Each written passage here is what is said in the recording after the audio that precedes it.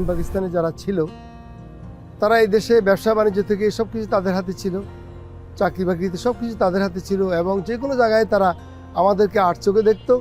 মুক্তিযুদ্ধে ভারতে যাওয়ার আগে আমরা গ্রামে বাঁশের লাঠি দিয়ে আমরা ট্রেনিং করেছি। পরবর্তী পর্যায়ে আমরা ফেনী হয়ে আমরা দেশে ফেরত আসি, যুদ্ধে অংশগ্রহণ করেছি। যে পাকিস্তান আমাদের প্রতি যা করেছে, আমাদের দেশের লুটেরাও ঠিক সাধারণ জনগণের প্রতি তাই করেছে, যার কারণে আমরা তা কাঙ্ক্ষিত লক্ষ্যে পুষতে পারিনি।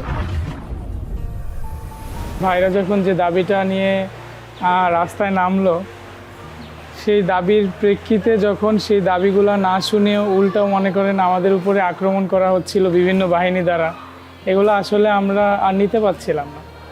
সেই জায়গা থেকেই আমাদের আন্দোলনে নামা।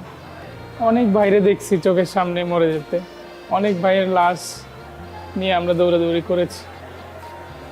আন্দোলনে আসলে ওই সময়গুলো এমনও ছিল যে অনেক ভাইরা আহত হয়েছে, আমরা তাদের সঠিক ট্রিটমেন্টও কোনো হসপিটালে ঠিকভাবে দিতে পারি না। বিভিন্ন মনে করেন লাল ফিতার দৌরত্ব, আমরা চাচ্ছি এই বিষয়গুলো চেঞ্জ করার।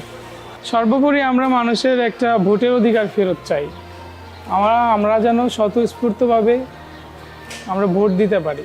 পুরোনো দিনের যে কাজগুলো যারা করেছে সেটা যাতে নতুনভাবে না হয়, আসলে তাহলে আমাদের আন্দোলনটাই বৃথা যাবে। আমার 2000 ভাই শহীদ হয়েছে, শহীদদের রক্তের সাথে এক কথায় বেইমানি করা হবে।